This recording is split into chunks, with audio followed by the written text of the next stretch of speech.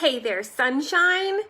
Have you ever wanted to feel more confident? Have you ever wanted to feel bigger, braver, bolder?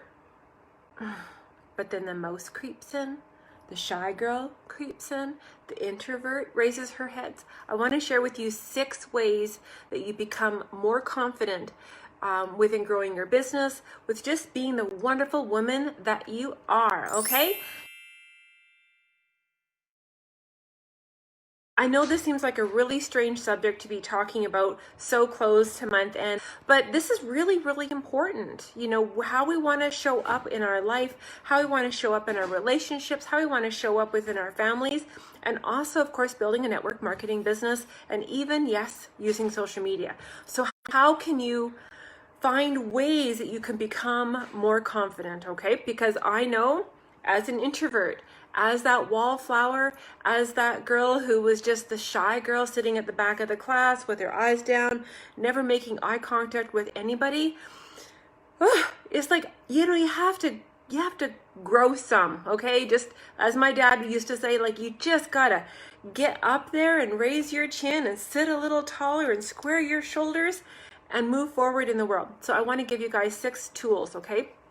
So the very first one, and this does not hurt anybody. What I'm going to share with you guys isn't hurtful, isn't mean. This is about being loving and loving yourself enough to give yourself permission to stand out and shine, to embrace the spotlight and understand that you know, holding a candle, you know, isn't going to diminish anyone else's flames, okay? You get to shine. You deserve sunshine. You deserve success, whatever you deem that to be in your world, okay?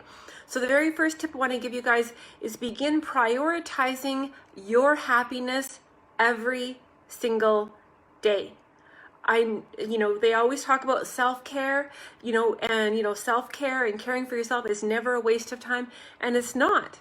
For you to feel better and to be able to show up in the world, your biggest, brightest, best self, we have to prioritize our happiness. You know, when we are happy, we are the best gift that we can give the world. When we are happy, we get more things done in the day, in a happy way, in a giving way, in a loving way, in a supportive way.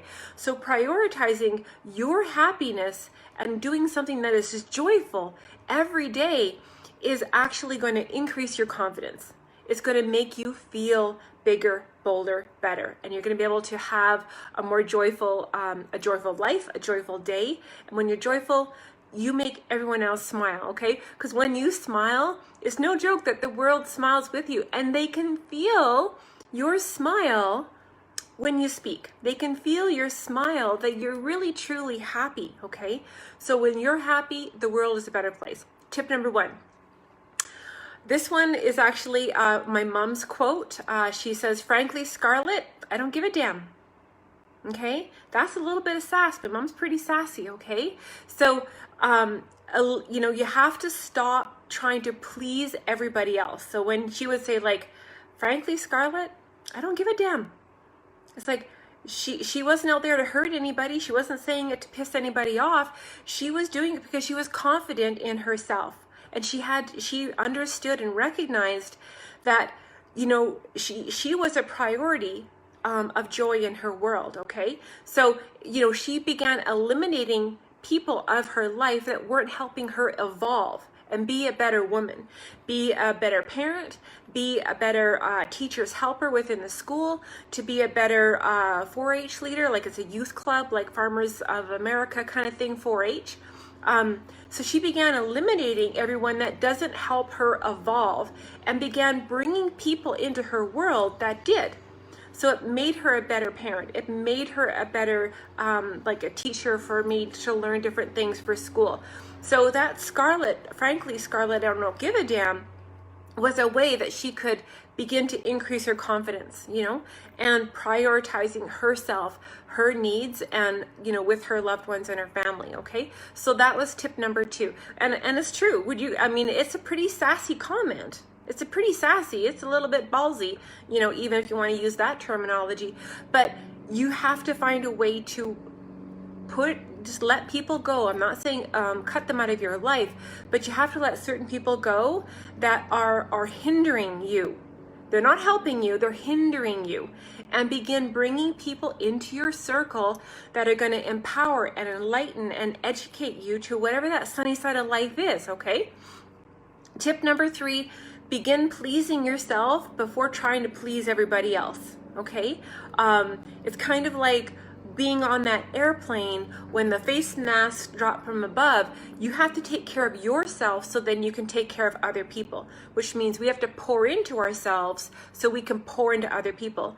That's going to increase our confidence because we feel better. We know we're taking care of ourselves. We know that we are also pleasing ourselves, and that's not a bad thing. Like I said at the beginning, when we show up with some light and love in our hearts, and we're taking care of ourselves, we're pleasing ourselves, the world becomes a better place, okay? It's like we pull the right people to us because we're taking care of ourselves.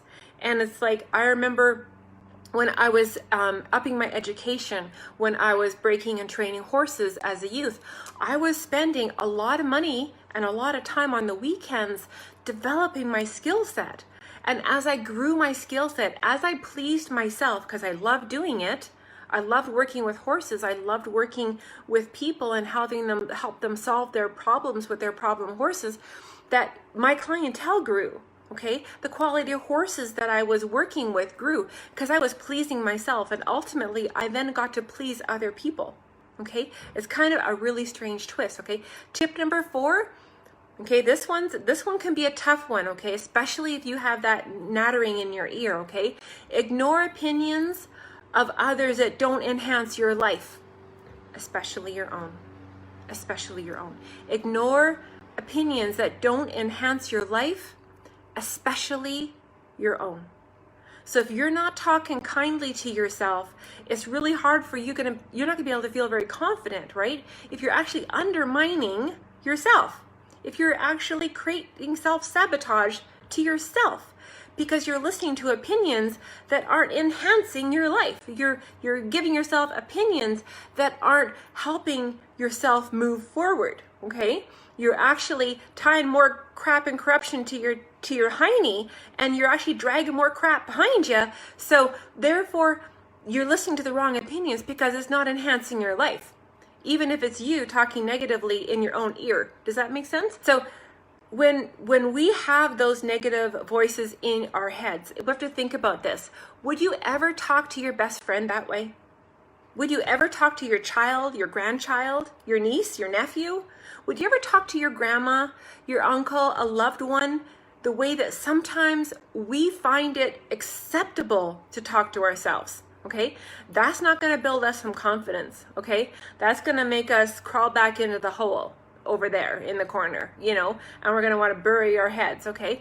We have to talk in a loving, kind, and generous way that we can empower and enlighten and encourage ourselves, okay? We have to be able to light our own fire first, to light our own torch first, so therefore we can go out and light everyone else's little torch along the way, okay? So, tip number 5.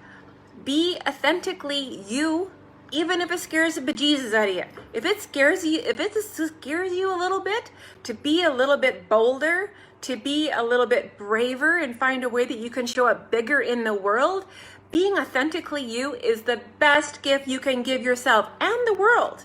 Because really, if you think about this, if you're hiding behind a mask of perfection and not letting the real you shine, how is the world really going to get to know you?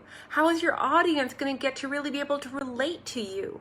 So you can actually build a better business, have more beautiful, meaningful conversations if you're not letting the real you shine through. Because would you guys agree that we have a gut? We have a gut and we have a heart and we have instinct, and we kind of know when someone's trying to pull the wool over our eyes? Okay, man or woman, okay? Women, they say they have 6 senses. I'm not sure what kind of sense a man has, but you know what I'm talking about, right? Men have sense, but we have instinct, okay? So women and men can pick up on that. So if we're not being true to ourselves and we're not being true to the world and we're hiding behind a mask or hiding behind something that's fake and not real, or we're exaggerating something that's not truth, people know, okay? People know this to be truth, okay? So be authentically, fully, 100% you, even if it scares you, okay? Because that's actually a good thing. It means that you're being vulnerable. You're being real. So, when you share parts of your story that you think no one would ever want to hear, those are the tasty bits that really connect with people, okay? Those are the good things that really have people connect with you. So then they can create those aha moments and those relatability moments, and they feel like you, they can connect with you, they can imagine what's going on in your world, and maybe why you decided to do a network marketing business. Maybe why you had to go through 3, 4, 5, 6, like Ray Hagden says, 11 different network marketing companies till you finally find the one where you're gonna plant your flag and be all excited. So be authentically you, so then they can feel what you're feeling and connect with you.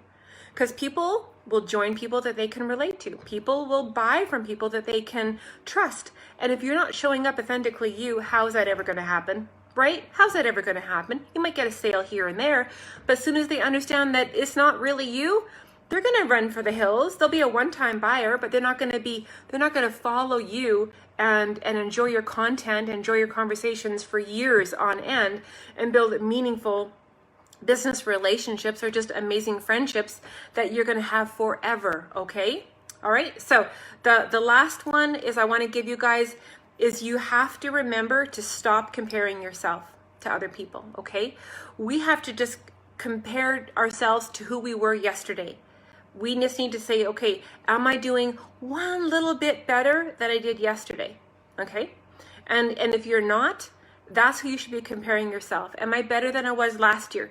Have I grown some, since January? Am I bigger, better, braver, bolder than I was in 2015? Am I a better human being? Am I a better mom? Am I getting out of bed with, bouncing out of bed with glee and delight and love in my heart, figuring out how am I going to help somebody today and who am I going to help some today, and start there. Start with those two questions. Who am I going to help today and how am I going to help today? And then let your gut, your heart guide you with love and light, and allow yourself to explore what's coming before you. You don't have to have everything planned between now and bedtime. Allow for the universe to work a little bit of magic, okay? Allow yourself to explore things that you might have never explored before. And it begins with you stop comparing yourself to other people. It's just trying to compare who you were yesterday or the year before or 6 months ago, and figuring out a way that you can show up and give a little bit extra of yourself, finding a way to seek to understand, to seek to serve, okay? Seeking to serve, okay? That's what we're looking for. Seeking to serve, seek the connection, not the cash. Seek to serve, not the sale. And let it go from there. And your confidence is going to grow because you're showing up with the right heart. You're showing up with the right intentions. You're just showing up there to, like I said, add a little light and love and help people along the way. And knowing that everything is reciprocation, right? Everything we put out there is reciprocating. So when we can give confidence or empowerment or enlightenment to another human, it's going to come back to us. Hello, karma's real. It's going to happen, okay? But the more we do it, the faster it's going to come back to us, okay? So those are the things I wanted to share with you guys today. I know it's kind of a crazy topic at month end. There's a lot of goodness. Oh my gosh, I cannot be more pleased and happy for my team that have just taken the bit and they are just running with it. I can't keep up. I can't keep up with all the joy and the goodness. I just am so honored and grateful that I had a look at this silly little thing that I call social retail after having 2 years of saying, never again do I want to become involved in network marketing. And I found myself 3.5 years later growing the business of my dreams, my way, authentically, with confidence. And I've been able to still be the shy girl, the introvert, and all those kind of fun things. But I found a way that I can still show up and be me and win with transparency, being authentic by being real, relatable, crazy, unicorn hair, whatever you want to call it. This is me, and I get to do it my way. And there's not very many business models out there that allow you to build like this, nor the training or the support to do so. So if you don't know what the heck social retail is, we must have a conversation if you're looking for a plan B. Or you were like me and you're actually on your 4th different network marketing opportunity because you're just looking for the right click, the right tribe, the right team, the right training, so then we can high five sisters and brothers and win, okay? Mwah.